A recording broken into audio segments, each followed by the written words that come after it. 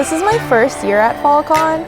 I think it's definitely a place where you get a full picture of what InterVarsity can be. What I love about FallCon is like the space to be comfortable. You're allowed to see God in however you need to do it. If you're a student, everybody deserves a break. It's a chance to just get away from school and like the stresses of school. Yeah, I just got a nice break. I got to hang out with some friends. It was cool. Or maybe something life-changing happens. Like, you don't know. Just do it. What's the worst that could happen? Like, it's one weekend of your life. It's like you're coming with people from your campus, some people that you do know. I don't know, the band is so talented, and like singing in different languages just really emphasizes like the bigness of God. And so my invitation for you is, yes, the table is for you. Do you want to be at this table? See what happens. Like, surrender one weekend to God and see, just go and give space for Him to meet you there. And I promise He will. Choosing the table is about choosing a community you may never have chosen on your own.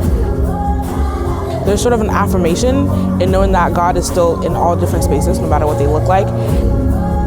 Do you want to be at this table with the community that Jesus invites to this table? I think FallCon is probably the best place to start to get to know God, because nobody has it figured out.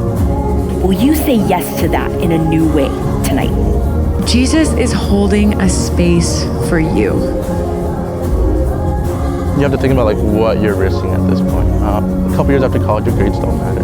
No one at work wants to talk to you about your grades. They want to talk about you. What you're risking is like important now, but I think for your personal development and growth, this is a much better investment for the future than just spending a weekend like grinding out or like studying for a midterm.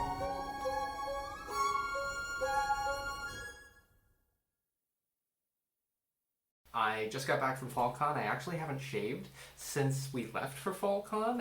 I've realized when I make these videos and I put them out there that there's not a personal element because I'm hardly ever in any of the videos that I shoot.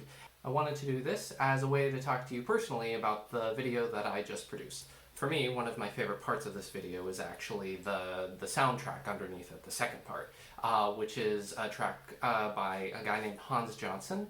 And the call and response sample that he uses is, I believe, a Kenyan call and response, either maybe Maasai or Samburu. And that brought me back to one of my personal high water marks, which was going to Kenya about a year ago with Sarah, with InterVarsity, and experiencing the vibrancy of Kenyan spirituality and the Kenyan Christian community there. What were some of your personal spiritual high water marks or developmental high water marks like maybe these students had? And what would your life be like if you hadn't ever had any of those sort of high water marks?